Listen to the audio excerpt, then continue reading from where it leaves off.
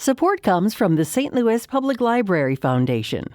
During these challenging times, free access to digital resources is a necessity. You can help our community stay connected. Support your St. Louis Public Library at slpl.org. This is St. Louis on the Air from St. Louis Public Radio. I'm Elaine Cha.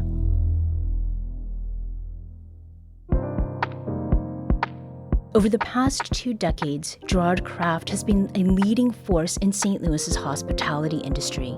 He's done so with his culinary skills. He's been a Food and Wine magazine Best New Chef and Food Innovator of the Year, and in 2015, the James Beard Foundation named him Best Chef Midwest. Craft has also gained recognition for his entrepreneurial work as the founder, executive chef, and CEO of Niche Food Group from Inc. magazine. And beyond niche concepts, he has championed local chefs and their food as Chief Flavor Officer at Energizer Park, home of St. Louis City SC. Now, in early May, Gerard Craft will be part of a panel organized by Niche Food Group. It involves food, of course, and will feature several of St. Louis's most celebrated chefs. But they'll be gathered to talk shop of a very specific and important kind, and that's an open conversation about mental health. And Gerard Craft joins us now to share about that. Welcome back to St. Louis on the Air, Gerard. Oh, thanks for having me. So the name of this event is Hands for Mental Health Luncheon. How would you describe this luncheon to someone who's an aspiring young chef?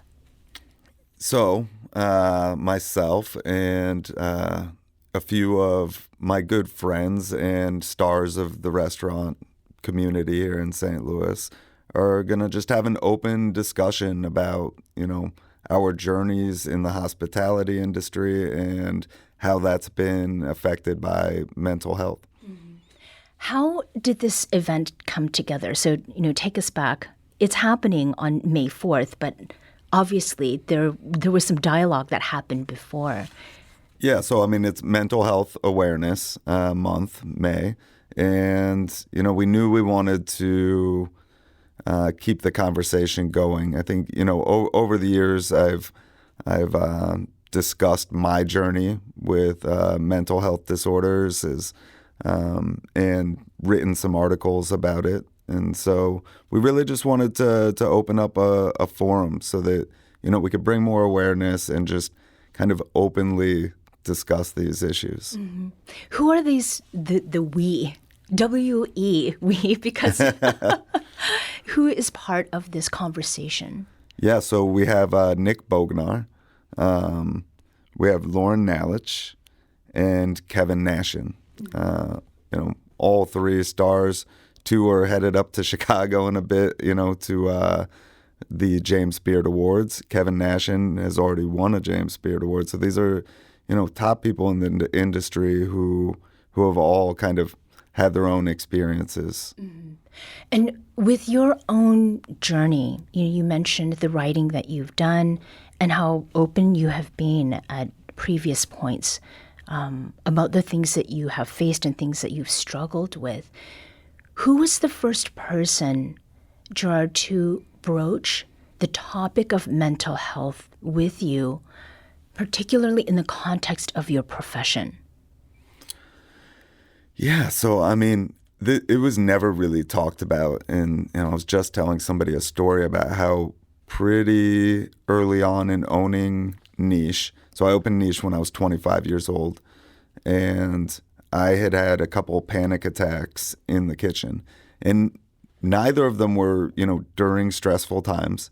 They were just, in the day prepping, and, I almost collapsed both times catching myself.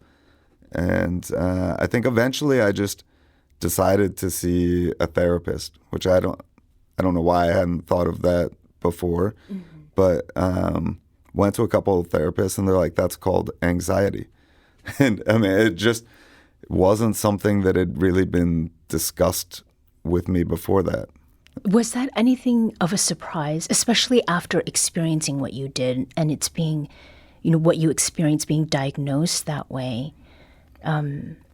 Did you feel like maybe you were not adequately prepared by those who were around you or ahead of you?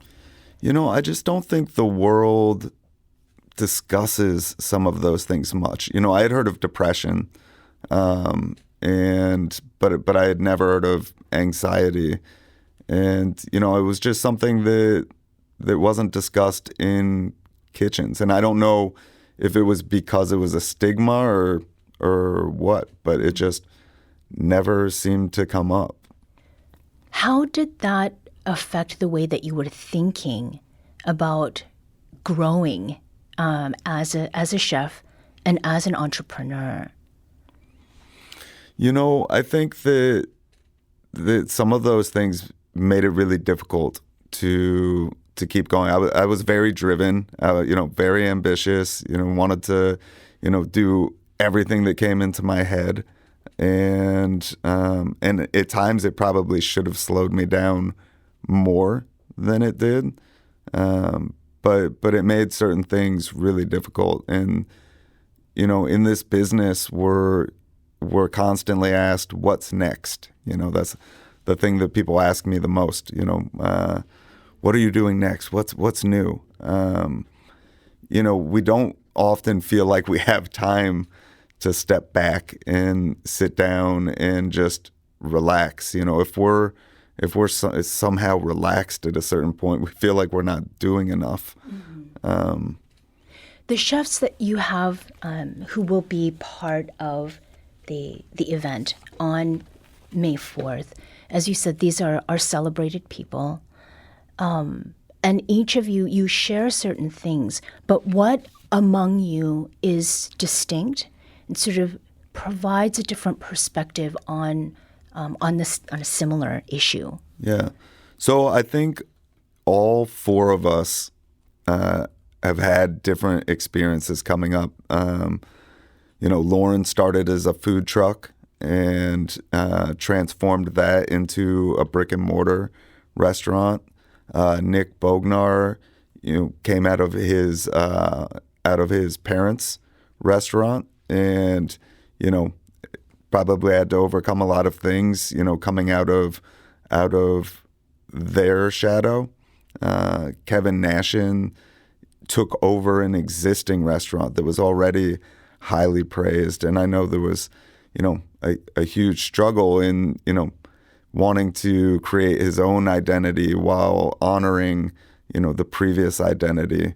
And so, I think everybody's coming at it from a different perspective and all kind of leading into these same channels of,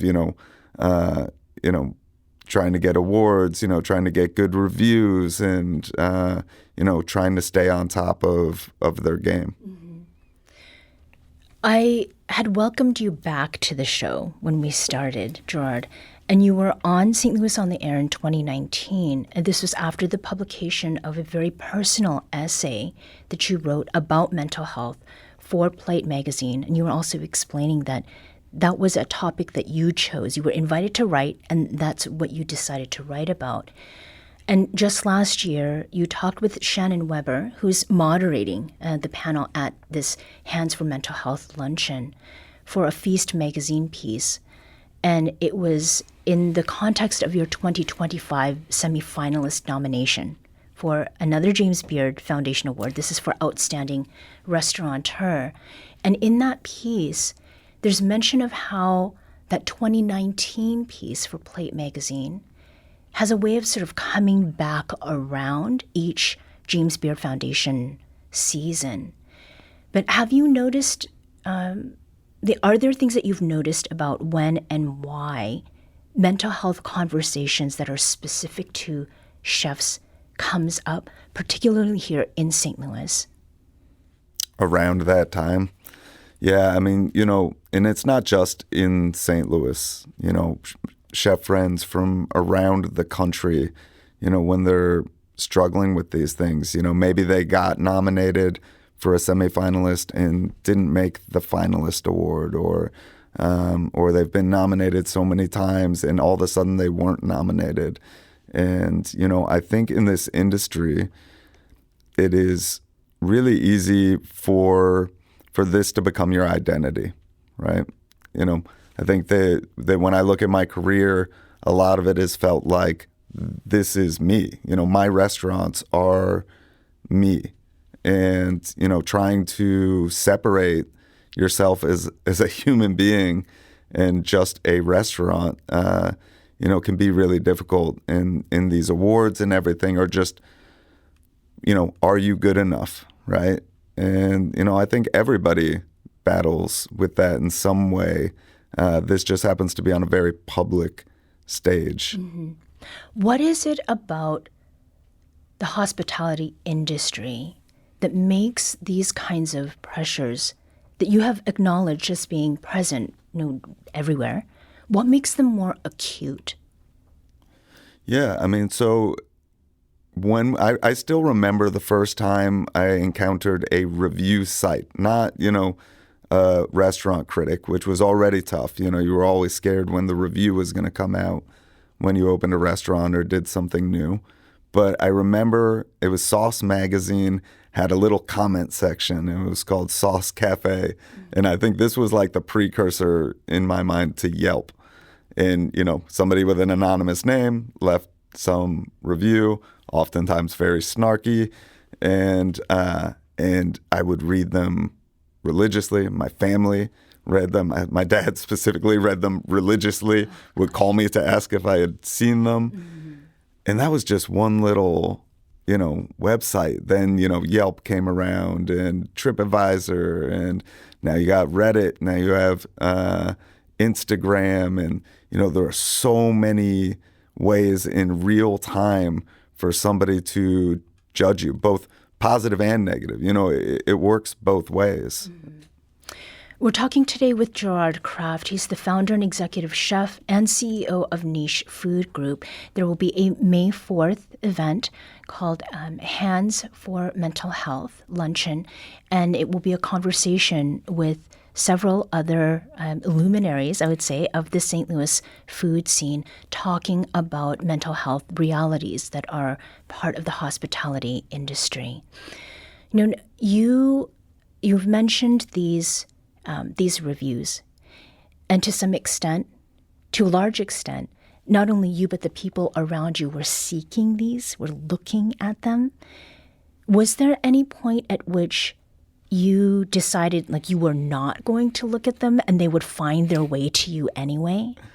Yeah, there have been a lot of times that I've tried to not look at them every day and say, okay, once a month or we're going to have somebody in the company just gather all the reviews and go through them all and kind of try to find some common threads. And but then, you get tagged in something or somebody brings it up. Did you see, somebody thinks you're an idiot on Reddit, and, you have to go and look at it. And it's resisting that curiosity. It's very hard to not, because, again, if you think that this is who you are, then of course you want to see how you're doing on that public stage. Mm-hmm.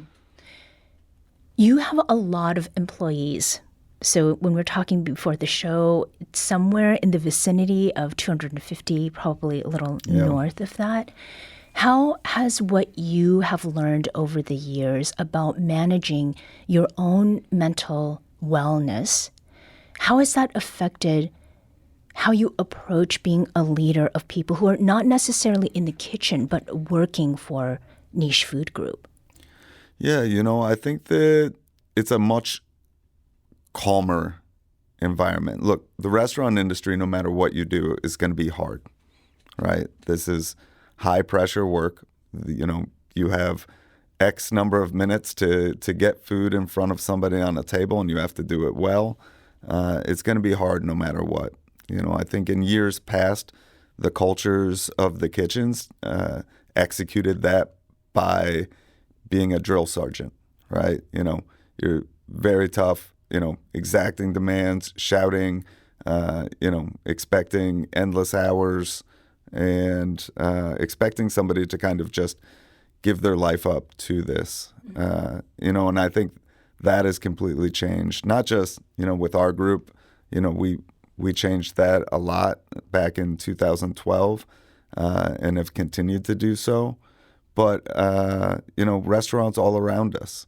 And now, for instance, in our group, we have a plan where people can get emergency assistance. So if they need to talk to a therapist, they can have access to a therapist, all through kind of our healthcare plan. One of the things that you've said is that a lot of people are struggling quietly. What does quiet struggle look like in the kitchen? I think it's so difficult when you're struggling with mental health, when you're, dealing with depression or anxiety. It's not something, it's usually the people that are the strongest, that smile a lot, that you should probably be the most worried about. So I think it's really, really important that we start this conversation to tell people that there is help out there. I think that's the main thing. Just having a different career or making it easy is probably not going to make the mental illness go away.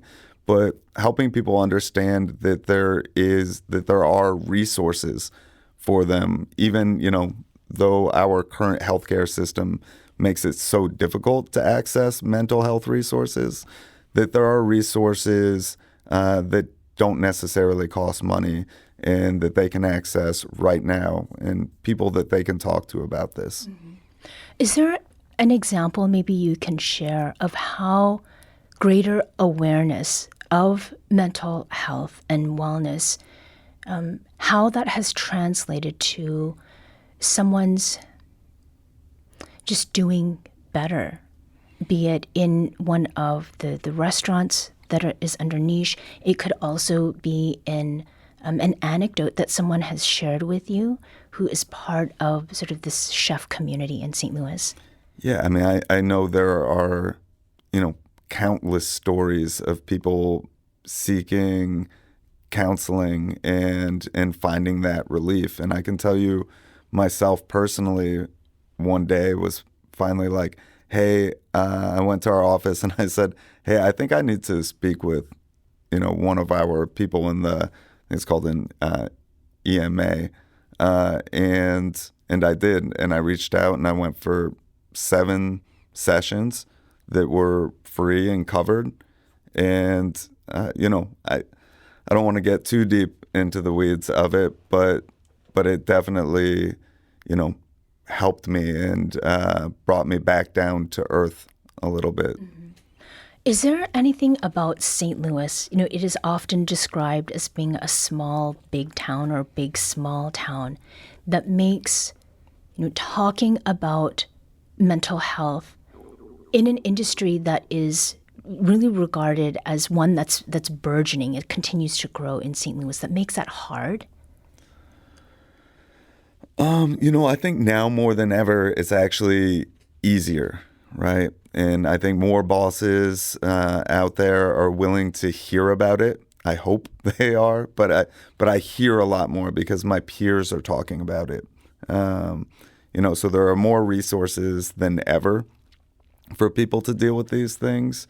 So now it's really about making sure that we're constantly having the conversation where people feel they can speak up. I think all of this stuff is probably leading to a decline in suicide rates, and places like restaurants where there have been high levels of suicides over the years. This is where we need it the most. Mm-hmm. And from conversations we've had on this show too with the founder of Ben's Friends, peer support and recovery, how important has that been? Yeah, I think there's been a major shift. I'm not saying it's gone from the amount of substance abuse happening in restaurant industries, and more specifically, how restaurant industries are supporting that, whereas they aren't just a party after you close down the restaurant. For instance, in our group, we don't do the shift drinks where everybody just sits down after and gets drunk at the bar, which used to be very common practice in the restaurant industry. So, finding help for people that are struggling with sobriety, Ben's Friends is a huge assistance. Mm-hmm.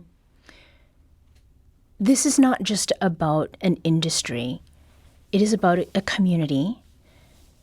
In what ways is attention to the mental health of people who are making our food, who are serving our food, who are making sure that we have our needs met, how is making sure we're paying attention to this an investment in St. Louis? I remember in the pandemic when everything shut down, restaurant workers and nurses, for instance, were all these kind of essential workers. And unfortunately, I watched how quickly that turned around, where people just started behaving horribly to restaurant workers and to nurses, and the effect that had on people. But, I think if everybody could look back on, if everybody could look back to when they thought of everybody as essential workers and, reminded them how it was without them when everything shut down, that maybe they would treat them just a little bit better.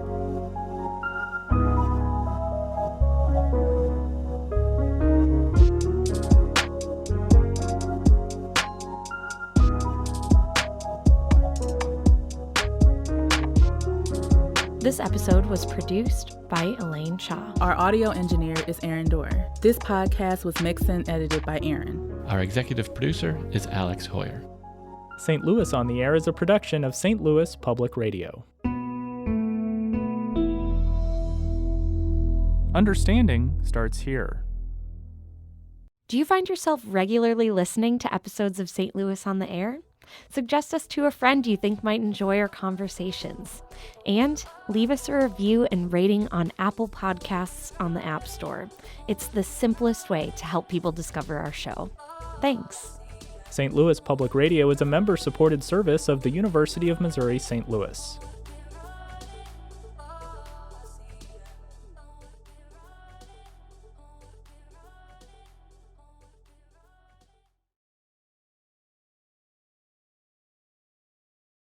Hi, I'm Laura Hamden, and my colleague Jessica Rogan and I are your daily hosts of the Gateway newsletter. We meet with the editors in the STLPR newsroom every weekday to bring you the top local stories of the day in a quick and easy 6-minute read by 6 a.m. In an age of overwhelm, it's a refreshing, thoughtful take on the news day, if we do say so ourselves. Fine-tune your daily news habit with the Gateway newsletter. Subscribe at stlpr.org/gateway.